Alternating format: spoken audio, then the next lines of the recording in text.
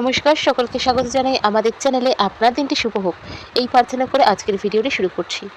আজকের এই ভিডিওতে আমরা কথা বলবো রাহু নিয়ে। হয়তো অনেকেই অনেক রকমভাবে রাহুকে ডেসক্রাইব করে থাকেন এবং অনেকেই নানানভাবে নেগেটিভ, কেউ পজিটিভ, অনেক দিকেই রাহুকে নিয়ে থাকেন। তো রাহু কতটা পজিটিভ কতটা নেগেটিভ সেগুলি জন্মছক বিচার না করলে বলা সম্ভব হয় না।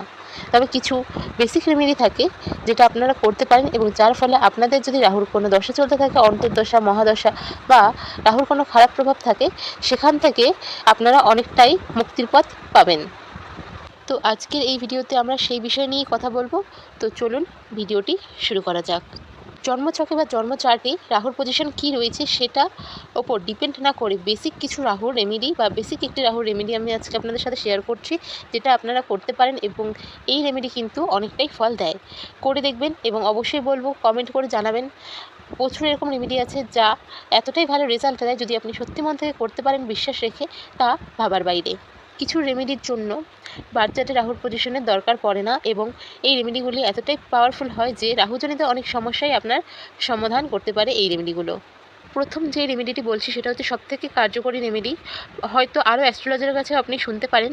আমি যে রেমেডিগুলো আপনাদের সাথে শেয়ার করি সেগুলি কিন্তু অনেক পুরনো, আর অনেকেই করেছে, এরকম করে সফল রয়েছে এরকম রেমেডি। তো কী করবেন সেটা হচ্ছে নিজের বাড়িতে যে ওয়াশরুম আছে বা টয়লেট আছে, এটা যে কোনো বুধবার পরিষ্কার করুন মাসে, বা যাদের রাহুজনিত সমস্যা বেশি তার প্রত্যেক বুধবার পরিষ্কার করুন। দেখবেন এত ভালো রেজাল্ট পাচ্ছেন, রাহু রিলেটেড যে সমস্যাগুলো থাকছে আপনার জীবনে সেগুলো কীভাবে ভ্যানিশ হয়ে যাচ্ছে। আমার নিজের করা রেমেডির মধ্যেও এই রেমেডিটি কিন্তু বেস্ট। আমি প্রচুর ভালো ফল পেয়েছি, তাই আপনাদের সাথে শেয়ার করছি। আপনারাও চাইলে এই রেমেডিটা করে দেখতে পারেন। দ্বিতীয়ত কী করবেন?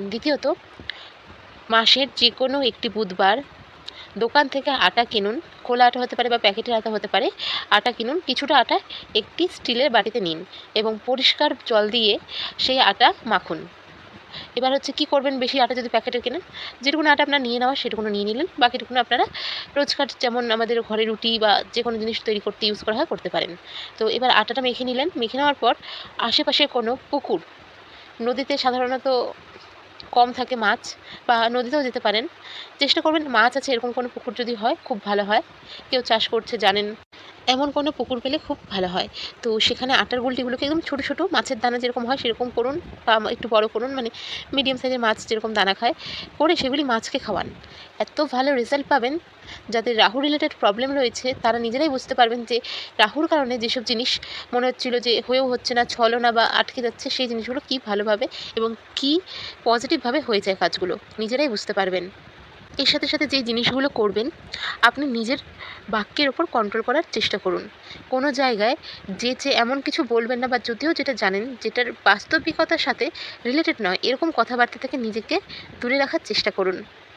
ফিকশনাল যে ওয়ার্ল্ডটা আমরা অনেক সময় ভেবে রাখি, সেসব যদি নিজে ভাবছেন সেগুলোর থেকে বেরিয়ে আসার চেষ্টা করুন। রাহু কিন্তু আমাদের ছলনা, আমাদের মায়া সব কিছুই দেখায়। তাই রাহু রিলেটেড প্রবলেমের জন্য কিন্তু আরেকটা জিনিস হলো, যারা মিথ্যা কথা বলেন এবং নিজে জানেন যে নিজে মিথ্যা কথা বলছেন, তারা চেষ্টা করুন নিজের মিথ্যা কথা বলা বন্ধ করতে।